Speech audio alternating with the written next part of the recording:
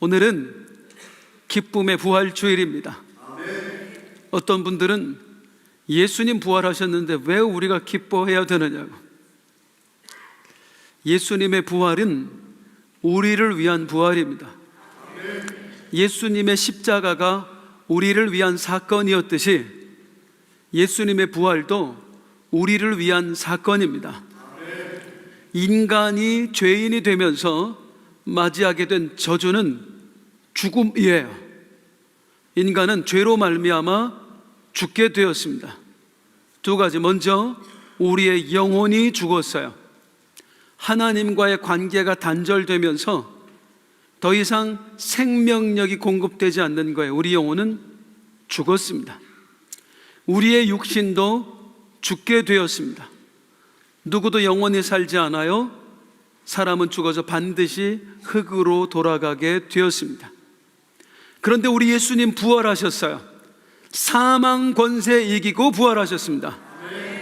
이 말은 예수님이 부활하심으로 말미암아 우리에게 드리워졌던 죽음의 저주를 다 걷어내셨다는 거예요. 예수님이 부활하시면서 다시 사시면서 우리도 다시 살게 되었습니다. 우리의 영혼이 다시 살게 되었어요. 하나님과의 관계가 회복되면서 우리 영혼에 생명력이 공급된 거예요. 우리의 육신도 다시 살게 되었습니다. 물론 이 땅에 있는 동안 우리는 반드시 죽어서 흙으로 돌아갑니다. 그런데 우리 주님 다시 오시는 날 우리에게 벌어지는 일, 시작! 육의 몸으로 심고 신령한 몸으로 다시 살아나는, 신령한 몸으로 우리가 다시 사는 거예요. 이 신령한 몸은 무엇을 말하냐면 부활하셨을 때 예수님이 가지셨던 그 몸이요, 영원한 몸이요, 영원히 살 수 있는 몸으로 우리가 다시 부활하게 되는 것입니다. 우리가 가는 나라는 영원히 사는 나라잖아요. 그 나라에서는 영원히 살 수 있는 몸이 필요한 거예요. 이게 부활이 우리에게 가져다 축복이에요. 그러니 이 부활주일에 우리가 어떻게 기뻐하지 않을 수 있겠느냐고요. 우리가 다시 살았는데. 오늘은 부활주일을 맞아서 누가복음 강해를 계속 이어가려고 합니다. 아니, 부활주일에 왜 부활 설교를 안 하고 누가복음 강의를 하십니까? 오늘 설교가 부활 설교입니다. 삶의 무덤 속에 갇혀있던 인생들이 그 무덤을 열고 나온 이야기, 그게 오늘 본문 이야기예요. 오늘 본문에는 두 명의 환자가 등장을 합니다. 한 사람은 나병 환자였고 또 한 사람은 중풍병자였습니다. 이 중에 나병 환자, 살아도 산 게 아니었어요. 인류가 나병, 즉 한센병을 극복한 지는 채 70년 정도밖에 되지 않았어요. 그동안 인류에게 있어서 나병은 가장 저주받은 질병 중에 하나였습니다. 제가 소록도 나환자촌에서 목회를 하셨던 한 목사님의 글을 읽어보았습니다. 어느 날 이 목사님께 80이 훌쩍 넘은 노인 한 분이 찾아오셨대요. 목사님, 제가 여기서 좀 살아도 되겠습니까? 아니, 어르신, 보니까 몸이 정상이신 것 같은데 왜 이 나환자들과 함께 살려고 하십니까? 했더니 한동안 대답을 못 하더래요. 힘겹게 입을 열어서 하시는 말씀이, 사실 저에게는 10명의 자식이 있었습니다. 그런데 40여 년 전에 그 중에 하나 11살짜리가 나병에 걸렸습니다. 깜짝 놀랐대요. 그야말로 하늘이 무너지는 사건이죠. 제일 처음에 한 일은 이 아이를 숨기는 것. 만약에 들키기라도 하면 집 불태워지고 그 동네에서 쫓겨나고 오갈 데가 없어지잖아요. 이 아이를 숨긴 거예요. 얼마나 숨길 수 있겠어요. 그러다가 소록도에 나환자촌이 있다는 얘기를 듣게 됩니다. 무작정 이 아이를 데리고 그 소록도를 향해 출발한 거예요. 늦여름이었습니다. 그때만 해도 교통이 안 좋아서 그 소록도까지 가는 게 얼마나 힘든지. 하루, 이틀, 사흘. 어느 날은 그 먼지 나는 신장로를 그냥 힘겹게 땀 흘리면서 걷는데 두 사람이 다 지쳐버린 거예요. 특히 11살짜리 얼마나 힘들었겠어요. 그 사람들 볼까 싶어 숲으로 들어가서 이 아이를 그늘에 뉘었대요. 그랬더니 금세 골아떨어진 거야. 골아떨어진 이 아이를 보는 순간 저게 앞으로 살아서 뭐하나 그 생각이 들면서 자기도 모르게 옆에 있는 바위돌을 들었대요. 그래서 아이를 향해 집어 던졌는데 빗나간 거예요. 또다시 이 바위돌을 들었는데 그 얼굴을 보니 던질 수가 있어야지. 바위돌 내려놓고 깨웠답니다. 얼른 일어나 이놈아. 그리고 이제 둘이 다시 길을 재촉해서 드디어 소록도행 배가 출발하는 항구에 도착을 한 겁니다. 배가 왔는데요, 어디서 사람들이 숨어 있었던지 쏟아져 나오는데 눈썹이 다 빠져버린 사람, 손가락이 없는 사람, 코가 다 문드러진 사람, 아직은 조금 멀쩡해 보이는 내 아들, 저렇게 살아갈 걸 생각을 하니까 이 배에 태워 보낼 수가 없는 거예요. 아들도 깜짝 놀랐지. 말로만 들었지 내가 장차 저렇게 된다는 건 상상도 못 해봤을 거 아니에요. 충격받은 아들에게 얘기했대요. 저 모습으로 살아서 뭐하냐, 그냥 차라리 죽자. 아들이 수긍을 하더래. 그 11살짜리가. 그래서 그 11살짜리를 아무도 없는 바닷가로 데리고 가서 이 아빠랑 같이 죽자. 그리고 바닷물로 데리고 들어갔대요. 한 물이 가슴께쯤 왔는데 갑자기 아들이 소리를 지르더랍니다. 아버지! 죄송해요, 거기 써져 있는 대로 말씀드릴게요. 문둥이가 된 건 난데 왜 아버지가 죽어요? 아버지 죽으면 우리 식구들 다 어떻게 살아요? 아버지만 보고 사는 우리 형 누나들 다 어떻게 해요? 그냥 나 혼자 죽을 테니까 아버지는 집에 가요. 그리고 저 혼자 죽겠다고 아버지를 밀치고 물속으로 들어가는 이 아들, 그 아들하고 한참 실랑이를 하다가 둘이 부둥켜 안고 하염없이 울었대요. 결국에 그 아이를 소록도 나완자촌에 맡기고 집으로 올라가서 약 40년의 세월을 잊고 살아왔던 겁니다. 이게 나완자들의 운명입니다. 이 당시는 어땠을까요? 더했지요. 그때는 나완자촌이라는 게 어디 있어요. 나병에 걸리는 순간 삶은 끝나는 거예요. 가족관계, 모든 인간관계, 심지어 예배당에 가서 예배할 수도 없어요. 살았으나 죽은 자, 무덤 속에 갇혀 사는 사람, 그 사람이 바로 이 본문에 나오는 나병 환자였습니다. 다음으로 또 한 사람, 중풍병자. 우리 성경에는 중풍병자로 되어 있는데요, 원래 원어를 보면 이 사람은 사지마비 환자예요. 자기 스스로는 손가락 하나 까딱할 수 없는 마비 환자였습니다. 혹시 이 찬양 아세요? 나 가진 재물 없으나, 나 남이 가진 지식 없으나. 이 찬양의 가사를 쓰신 분이 송명희 시인입니다. 오래전에 제가 그분을 직접 만났어요. 그분의 집으로 찾아가서 집 안에서 휠체어를 타고 있더라고요. 원래 뇌성마비 환자입니다. 그래도 어느 정도 일상생활이 가능했어요.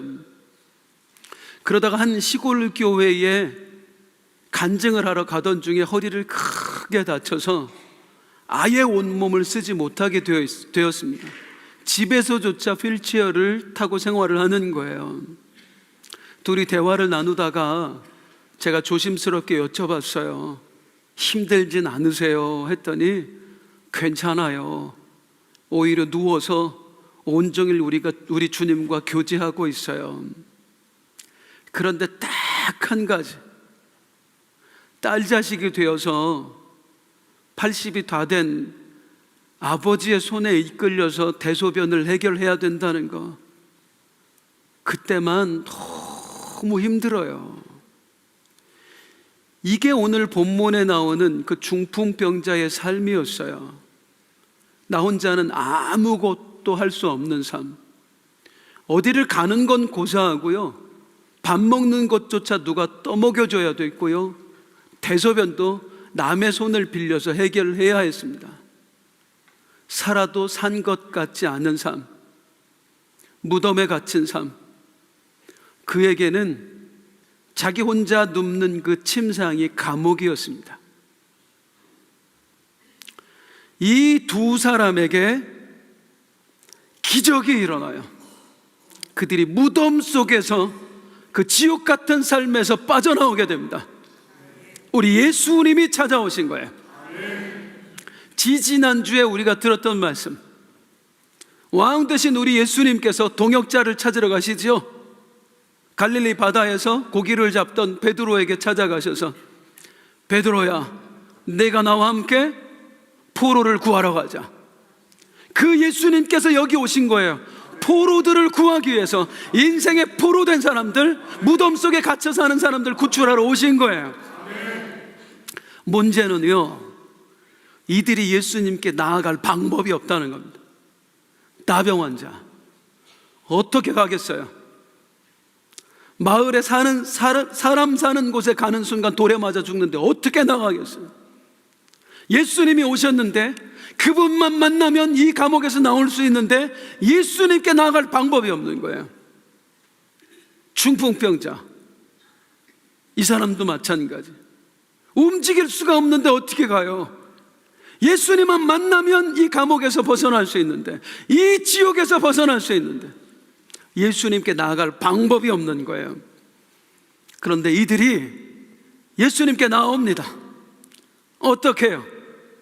먼저 나병 환자, 목숨 걸고 나옵니다. 죽으면 죽으리라 하는 각오를 가지고 나와요. 그래, 돌로 치면 죽어야지. 왜요? 어차피 살아도 산 게 아니니까. 이대로 살면 내 인생 끝장나니까. 주님이 나타났었을 때, 주님이 오셨을 때 그 기회를 붙잡기 위해서 가는 거예요. 죽으면 죽으리이다. 목숨 걸고 가는 겁니다. 사랑하는 성도님들, 이게 바로 우리가 주님을 대하는 자세여야 할 줄로 믿습니다. 이들만 고통당하는 게 아니잖아요. 우리 삶에도 많은 고통이 있잖아요. 각자 저마다의 무덤에 갇혀 사는 분들 많이 있단 말이에요. 그래서 우리 기도합니다. 주님께 매달립니다. 그런 우리들에게 오늘 이 나병 환자를 통해서 주님이 묻고 있는 거예요. 이 정도의 간절함이 너에게 있니? 이 정도로 너희가 주님께 목숨 걸고 매달려 본 적이 있니? 주님, 나 힘들어 죽겠거든요. 제발 나 좀 도와주세요. 이 무덤 속에서 나를 좀 빼내주세요 라고 기도를 하는 우리, 이 정도로 간절한 적이 있었느냐고요. 정말 목숨 걸고 주님께 매달려 본 적이 있느냐고요. 주님이 안 도와주시면 어쩔 수 없지, 그 사람이 도와주겠지. 이렇게 주님 대신에 다른 대안을 마련해 놓고, 혹시 주님 손은 잡고 있지만 주님 손 느슨하게 붙잡고, 주님 안 도와주면 언제라도 다른 대안을 찾아서 갈 준비하고 주님 앞에 있는 거 아니냐, 그 말이에요. 기적은 간절해야 일어납니다. 우리 예수님께 목숨 걸고 매달릴 때 그 무덤에서 나오게 될 줄로 믿습니다. 나병 환자 목숨 걸고 나왔어요. 중풍병자, 이 사람은 어떻게 나왔을까요? 자기 힘으로 나오지 않았어요. 친구들이 도와줬어요. 마가복음에 보면 4명의 친구가 도와줬대요. 이 4명의 친구들이 들것을 만들어서 거기에 이 사지마비 환자를 눕힌 겁니다. 그리고 예수님께 나왔어요. 그 과정을 보면 참 대단합니다. 예수님께 왔더니요, 사람이 얼마나 많은지. 중환자잖아요. 그냥 환자가 아니고 중환자. 햇빛도 못 보고 산 사람이에요. 바깥에 오래 놔둘 수 없다고. 언제 또 대소변 봐야 될 일 생길지 모른다고 빨리 주님 앞에 나아가야 돼요. 방법이 없어. 그래서 이 사람들 지붕 위로 올라갑니다. 지붕을 뜯어서 그 들것을 예수님 앞에까지 내리는 거예요. 아니, 그게 어떻게 가능합니까? 자, 우리 문화에서는 절대 불가능하죠. 우리 가옥 구조는 그런 식으로 되어 있지 않잖아요, 옛날 집들. 가버나움, 고대 가버나움의 집들은 우리 옛날 집들하고 달랐어요. 이 사람들은 어떤 식으로 건축을 하냐면 일단 벽을 돌로 쌓아요. 그리고 그 위에 나무와 풀들을 엮어서 지붕을 만드는데 거기다가 진흙을 살짝 섞어서 거의 얹어 놓는 수준으로만 지붕을 만드는 거예요. 언제라도 이 지붕을 걷어낼 수 있도록. 제가 가끔 이런 비유를 드리는데, 그러니까 찰탁식이에요. 지붕을 뗐다 붙였다 할 수 있게. 이런 비유로 제가 드리는데, 저는 지금 제 머리입니다. 절대 못 돼요. 그런데 여기 계신 몇 분 제가 보니까 아는데 얹어놨어. 붙여놓으셨어요. 힘들지만 언제라도 이거 마음만 먹으면 벗을 수 있어요. 고대 가버나움의 집들이 그랬다는 겁니다. 그리고 여기로 달아내린 거예요. 오늘 본문에 보면 기와로 되어 있는데 기와 아니에요. 누가가 일부러 그렇게 쓴 거예요. 헬라 사람들은 기와밖에 모르거든. 그 사람들 이해시키려고 기와라고 써놓은 거지 아니에요. 자, 어쨌든 이 간절함으로 지붕을 걷고 자기 친구를 내린 겁니다. 나병 환자의 간절함, 그리고 이 친구들의 간절함, 이게 기적을 일으킵니다. 먼저 나병 환자, 죽음을 무릅쓰고 주님 앞에 나왔어요. 죽으면 죽으리라. 근데 막상 오고 나니까 두려워지는 거예요. 어떤 게 두렵냐면 주님이 나를 안 받아주면 어떡하지? 나병에 걸렸다고 나를 내치면 어떡하지? 그러면 꼼짝없이 사람들한테 돌에 맞아 죽잖아요. 그래서 우리 주님께 이렇게 말해요, 그 사람이. 자, 12절 같이 함께 읽겠습니다. 또 떴어요? 시작. 주여 원하시면 나를 깨끗하게 하실 수 있나이다. 원하시면 왜 이렇게 말했겠어요? 주님의 능력은 믿어요. 그런데 뭘 믿어요? 과연 우리 주님이 원하실까? 나 내치진 않을까? 나 쫓아보내진 않을까? 두려웠던 거예요. 이 사람에게 우리 주님 어떻게 하시는지 한번 보십시오. 13절입니다. 시작. 예수께서 손을 내밀어 그에게 대시며 이르시되 내가 원하노니 깨끗함을.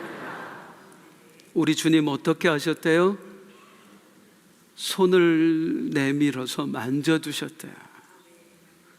누가복음 본문에 보면 이 사람은 온몸에 나병이 든 사람이었습니다. 아주 극심한 수준까지 간 거예요. 죄송합니다만 얼마나 징그러웠겠어요. 얼마나 보기 이상했겠어요. 그런데 그 몸에 손을 떼서 다 만져주셔. 얼마나 힘들었었고 얼마나 외로웠었고 다 만져주셔. 그 다음에 하시는 말씀이 뭐예요? 당연히 원하지. 내가 당연히 원하지, 이 사람아. 깨끗함을 받으라. 사랑하는 성도님들, 이게 우리 주님이세요. 모두가 외면하는 그 사람, 가족들에게도 버림받은 그 사람, 그 나병 전혀 상관없이 만져주시는 분, 오히려 걱정해 주시는 분, 이분이 우리 예수님이세요. 혹시 마음에 상처 있으신 분 주님께 나가가세요. 사람들 몰라준다고 서운해하지 말고 그냥 주님 앞에 가세요. 기도라는 게 어렵게 생각하지 마세요. 기도가 뭐냐면 사람 앞에 하지 못할 얘기 하나님 앞에 하는 게 기도예요. 사람 앞에 내 얘기 다 속내 못 드러내잖아요. 나한테 약점 될까봐, 어떻게 생각할지 모르니까.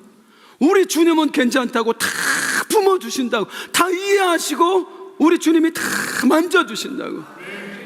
마음에 아프신 분, 아픔이 있으신 분들, 그 삶의 고통이 있으신 분들 주님 앞에 가시기 바랍니다. 만져주실 거예요. 다음으로 이 중풍병자 4명의 친구들 들것을 달아 내렸습니다. 그리고 나서 염려가 되는 거예요. 이야, 뭐라고 하지는 않으실까? 이렇게 무리할 수 있냐고, 왜 새치기를 하느냐고 뭐라고는 하지 않으실까? 염려하는 저들에게 우리 주님 하신 말씀 20절입니다. 시작. 예수께서 그들의 믿음을 보시고 이르시되. 예수님이 그들의 무엇을 보셨대요? 믿음. 그들이 누구예요? 친구들이에요. 중풍병자 아니고 친구들이에요. 그들의 믿음을 보셨대요. 왜 이렇게 무례함을 보신 게 아니라 친구를 향한 사랑의 마음을 보셨다, 그 말이에요. 사랑하는 성도님들, 우리가 보는 것과 주님이 보시는 것은 늘 다릅니다. 사람은 외형적인 것만 봐요. 우리 주님은요, 그 속사람을 보세요. 그래서 우리 주님 앞에는 가식을 떨 것도 없고요, 우리 주님 앞에는 가면을 쓸 필요도 없어요. 그냥 내 모습 이대로 주 받으옵소서. 힘들면 힘든 대로 부르짖고, 애절하면 애절한 대로 절규하고, 그러면 주님이 다 안아주시는 거예요. 제가 우리 성도님들께 한 가지 부탁드리고 싶은 게 있어요. 너무 심하면 그러겠지만 가끔 통성으로 기도하시다 보면 정말 너무 난리치는 분들이 있어요. 그럼 저 사람 때문에 못하겠다고, 심지어 저 찾아와서 저 사람 좀 못하게 얘기 좀 해달라고 하시는 분들이 있는데, 가끔 보면은요, 그 성도님들의 사정을 차마 이야기하지 못해서 그렇지 죽지 못해서 하는 분들이 있어요. 그분들이 그 심정을 하나님 앞에 밖에 쏟아낼 데가 없어서 그렇게 소리 지르고 기도하는 거예요. 목사는 사정을 아니까 그 눈으로 바라보는데, 모르시는 분들은 그 눈으로 보기가 어렵지요. 간곡히 부탁드립니다. 누가 그럼 왜 저러나 하지 말고 엄마의 마음으로, 아버지의 마음으로 바라봐 주세요. 주님의 마음으로. 얼마나 힘들면 저럴까, 하나님 만져주세요. 이 친구들의 그 애절한 마음을 보셨대요. 그리고 그 사랑의 마음, 애절한 마음이 기적을 일으킵니다. 그렇게 해서 드디어 이제 저들이 그 무덤에서 나오게 되는데요, 그 포로된 것에서 자유하게 되는데요, 이제 그 이야기를 한번 해보겠습니다. 나병 환자 완전히 깨끗함을 받습니다. 그리고 그가 가장 먼저 한 일이 뭐냐면, 한번 읽겠습니다. 누가복음 5장 14절이에요. 시작. 가서 제사장에게 내 몸을 보이고 내가 깨끗하게 됨으로 인하여 모세가 명한 대로 예물을 드려 그들에게 입증하라 하셨다. 이게 뭘 말하냐면 율법의 규례 중에 나병 환자들 쫓겨나잖아요. 그런데 치유받았으면 돌아와야 되는데 그 치유를 입증 누구한테 가서 받냐면 의사가 흔하지 않으니까 제사장에게서 받는 겁니다. 제사장에서 몸을 보이면 너 치유받았다 하면 이 사람이 돌아올 수 있었어요. 즉 무슨 말이냐면 제사장에 가서 보여라, 너 완전히 깨끗해졌다, 그 말이에요. 이 구절 하나가 표현하는 게 뭐냐면 이 사람의 일상이 회복됐다는 것입니다. 다시 가족의 품으로 돌아가게 되었다는 거예요. 다시 그 마을에 가서 살게 되었다는 거예요. 다시 학교도 다닐 수 있고요, 직장도 다닐 수 있고요, 마음껏 하나님 앞에 나와서 예배할 수도 있게 되었다는 거예요. 드디어 감옥에서 나왔습니다. 무덤에서 자유했습니다. 진정한 부활이 이 사람의 삶에 일어난 줄로 믿습니다. 중풍병자도 완전히 치유받아요. 그런데 이 사람의 치유에는 좀 독특한 게 있어요. 우리 예수님 치유받아라 하지 않으셨어요. 질병아 떠나라 하지 않으셨어요. 우리 예수님 이렇게 하셨습니다. 20절입니다. 시작. 예수님이 그들의 믿음을 보시고 이르시되 이 사람아 내 죄사함을 받았느니라 하시니, 따라하겠습니다. 내 죄사함을 받았느니라. 아니 왜 갑자기 이런 말씀을 하세요? 죄사함을 받았느니라? 두 가지 이유. 첫 번째, 이걸 알려주시려고 그런 겁니다. 24절입니다. 시작. 그러나 인자가 땅에서 죄를 사하는 권세가 있는 줄을 너희로 알게 하리라. 퀴즈. 죄 사하는 권세 오직 누구에게만 있어요? 하나님에게만 있어요? 하나님에게만 있어요? 나에게도 죄 사하는 권세가 있다. 즉 내가 누구라는 거야? 내가 하나님이다. 예수님을 사람으로만 알고 있고 예수님을 선지자 중에 하나로만 알고 있는 이들에게 내가 하나님이다 라고 알려주시기 위해서 내 죄사함을 받았느니라 하신 거예요. 또 하나 오늘 우리가 주목해야 될 건 이 부분입니다. 왜 예수님께서 이 병자에게 내 죄사함을 받았느니라 하셨느냐면, 이 사람이 병에 걸린 원인은 죄였기 때문입니다. 사람이 병에 걸리는 원인은 여러 가지 있죠. 우리가 고난당하는 이유, 하나님께서 우리에게 고난을 허락하시는 이유도 여러 가지가 있습니다. 우리에게 믿음을 연단하시기 위해서, 우리 믿음을 키우시기 위해서 고난을 주시기도 하고요, 우리에게 축복을 주시기 위해서 우리에게 고난을 허락하시기도 해요. 그런데 간혹 우리의 죄 때문에 우리에게 고난을 주시는 경우도 분명히 있습니다. 우리를 깨닫게 하시려고요, 그 죄에서 돌이키게 하시려고요. 이 사람이 그런 경우였다고요. 사지마비 환자였는데 그 마비가 다 그렇게 오는 건 아니에요. 이 사람의 경우에는 죄 때문에 하나님이 치신 거예요. 그래서 이 질병에 걸린 거예요. 사랑하는 성도님들, 병에서 낫기 위해서 가장 먼저 우리가 해야 할 일은 뭐냐면 병의 원인을 찾아야 됩니다. 그래야 병을 뿌리 뽑을 수 있습니다. 온몸에 열이 나요. 40도가 넘게. 열나는 이유가 내 몸속에 있는 염증 때문이었어요. 그런데 이 원인은 놔두고 계속 해열제만 복용해요. 그 질병에서 벗어날 수 있을까요? 잠깐 열은 내릴 수 있을지언정 절대로 못 벗어납니다. 오히려 병은 더 심해집니다. 병에서 노임받으려면 그 원인을 제거해야 돼요. 우리도 마찬가지란 그 말입니다. 내가 병에 걸린 원인, 내가 고난을 당하는 원인이 만약에 내 죄 때문이라면 아무리 주님 앞에 다른 부르짖음을 해도 소용이 없는 거예요. 감사를 해도 소용없고 헌금을 아무리 내도 소용이 없는 거예요. 진짜 회개를 하나님께 드려야 되는 거예요. 아멘. 하나님, 나를 용서하여 주시옵소서. 내가 이 죄에서 돌이키겠습니다. 아멘.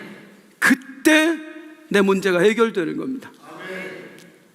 원인이 죄일 경우에는 주님의 이름으로 간곡히 부탁드립니다. 내 문제를 끌어안고 주님 앞에 기도할 때에 성령께서 혹시 그런 감동을 주신다면 죄에서 떠나라, 내가 너 때문에 아프다 라고 하는 감동을 주신다면 납작 엎드리세요. 그 죄의 문제를 해결하셔야 됩니다. 그래야 그 무덤에서 나올 수 있어요. 이 중풍병자 죄의 문제를 해결받았습니다. 그리고 무덤에서 나왔습니다. 질병이라고 하는 무덤에서도 나왔고요, 죄라고 하는 무덤에서도 나오게 되었습니다. 이 두 사람 완전한 해방을 얻었어요. 그야말로 꿈꾸는 것 같았도다. 이 일이 이들에게 일어난 겁니다. 이들에게 일어난 이 기적의 역사, 무덤에서 나오는 역사, 오늘 예배하시는 성도님들 모두에게도 일어날 수 있기를 주님의 이름으로 축복합니다. 주님의 이름으로 축복합니다. 그런데 아세요? 우리에게 이미 이 역사가 일어났다는 거예요. 이미 우리가 다시 살게 되었다는 거 아세요? 예수 믿은 그 순간에 내 영혼이 다시 살아났습니다. 예수 믿은 그 순간에 나는 영원히 살게 된다는 약속을 얻었습니다. 비록 이 땅에 살다가 우리가 육신이 땅에 묻힐지라도 반드시 주님 다시 오시는 그날 나는 영원히 사는 몸을 그분께 선물로 받을 것입니다. 우리의 영혼만 살아요. 우리의 육신만 살아요. 우리 삶에 드려진 모든 문제 또한 그 주님이 계획하신 때에 반드시 해결될 줄로 믿습니다. 부활의 역사가 내 삶에도 일어날 줄로 믿습니다. 아멘이신가요? 그러면 우리 앞으로 어떻게 살아야 될까요? 이 부활의 은혜를 경험한 우리들 어떻게 살아야 될까요? 부활신앙이라고 하는 것은 나 예수님 부활하신 건 믿습니다, 이걸 넘어서 나를 부활케 하신 예수님, 그분 앞에서 내가 어떻게 살아야 할 것인가, 이게 진짜 부활 신앙이에요. 제가 처음에 말씀드렸던 그 11살짜리 나병에 걸렸던 소년의 이야기 마저 드리도록 하겠습니다. 이 아이를 소록도에 맡기고 사실은 버렸지요. 그리고 집으로 돌아온 아버지, 그 죄책감을 이기기 위해서 정말 열심히 삽니다. 9명의 자식들, 그 시골에서 전부 다 대학 공부시켰어요. 다 시집장가 보냈고요, 손주들까지 여럿을 보았습니다. 어느 날 큰아들에게 연락이 왔어요. 아버지, 이제 어머니도 안 계시고 혼자 계신데 그냥 서울로 올라오세요. 제가 모실 테니까 그냥 시골 땅 다 팔고 올라와서 저랑 같이 사세요. 그래서 시골 땅 다 팔고 자식들한테 유산 다 나눠줬대요. 서울에 와서 아들 집에 사는데, 큰아들 집에 처음엔 참 편하더랍니다. 시간이 지나는데 이 아들 며느리가 눈치를 주는 거예요. 어느 날 아들이 와서 아버지한테 하는 얘기, 아버지, 큰아들만 자식이에요? 이 말에 바로 짐 싸갖고 나왔대요. 그리고 둘째, 셋째, 넷째 가는 데마다 똑같은 일 당하고 허탈한 마음을 가지고 시골 혼자 살던 집에 내려와서 우두커니 앉아 있는데, 그때 문득 그 아이가 생각이 나더랍니다. 40년 전에 내가 소록도에 버리고 온 그 11살짜리 아들 보고 싶더래요. 이놈이 과연 살아있을까? 살아는 있을까? 혹시나 하는 마음에 소록도로 내려갔더니 살아있는 거예요. 아들이 탁 나타났는데 이제 50 간 넘은 애가 80이 훌쩍 넘은 아버지보다 훨씬 더 많이 늙었어요. 고생을 얼마나 했는지. 그 아이를 보는 순간 그 미안함에 온몸이 굳어가지고 말도 못하고 있는데 막 달려와서 자기 아버지를 끌어안더래. 펑펑 울면서 하는 얘기가, 아버지, 내가 40년 동안 아버지가 얼마나 보고 싶었는지 알아요? 하루도 빼놓지 않고 기도했어요. 우리 아버지 한 번만 다시 보게 해달라고. 근데 주님이 드디어 내 기도에 응답해 주셨어요. 그리고 아버지를 안고 펑펑 우는 이 자식 따라서 눈물이 나는데, 눈물을 훔치고 하는 얘기가, 이 매정하고 못난 아비, 저주를 해도 모자를 파네. 이놈아, 나를 왜 기다려, 왜 기다려. 그랬더니 아들이 하는 얘기가, 아버지, 나 여기 와서 우리 주님 만났어요. 우리 예수님이 제 안에 있는 모든 상처를 치유해 주셨어요. 진짜 행복이라는 게 제가 뭔지를 알았고요. 그래서 지금까지 내 안에 있던 모든 미움 버렸어요. 다 용서했어요. 그리고 아버지, 나 여기서 결혼도 했어요. 애도 낳았어요. 옆에 보니까 같은 나환자 여자분이 하나 서 있더래요. 그 자식 데리고. 그 순간 마음으로 다짐했대요. 예수가 누군지는 모르겠지만 내 아들 이렇게 변화시킨 분이라면 나도 한번 그분 믿고 살아보겠다고. 그리고 돌이켜 오려고 하는데 아들이 꼭 붙잡고 하는 얘기가, 아버지, 가지 말고 그냥 여기서 우리랑 함께 살아요. 이제 균이 없으니까 그냥 우리랑 함께 살아요. 그래서 미안해서 옆을 쳐다보니까 그 며느리하고 손주가 고개를 끄덕끄덕 하면서 웃고 있더래요. 그 길로 목사님한테 찾아가서 제가 여기서 살아도 됩니까? 하고 물었던 겁니다. 진정한 부활 신앙은 예수님 부활하셨다, 나도 부활했다, 이걸 고백하고 믿는 차원을 넘어서 부활하신 예수님처럼 사는 겁니다. 하나님 나라 대사로 사는 것, 그게 진짜 부활신앙입니다. 깊은 절망에 수렁 가운데 주님께 닿을 수 없던 우리, 어두운 밤중에 하늘을 향해 주의 이름, 우리 일어나서 함께 찬양할게. 부를 때 어둠을 뚫고 오신 주 사랑, 나의 절망. 이제 성찬식 할 건데요, 혹시 성찬 키트 못 받으신 분들 손 들어주세요. 우리 장로님들 지나가실 때 성찬 키트 없으신 분들 손 들어주세요.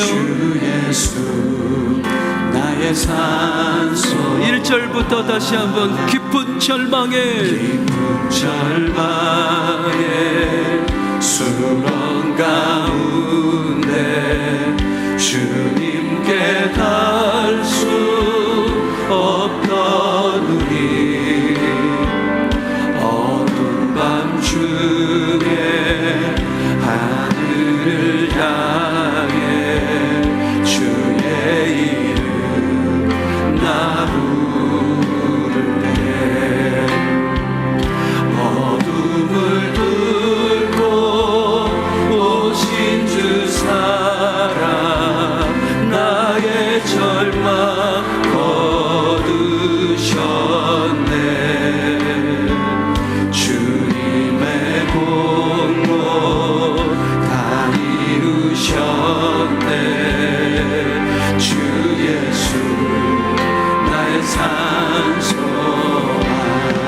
그 누가 주의 자비를 따라 한없는 은혜 증량할까. 영광을 떠나 이 땅에 오신 죄가 되신, 조명 좀 낮춰줘.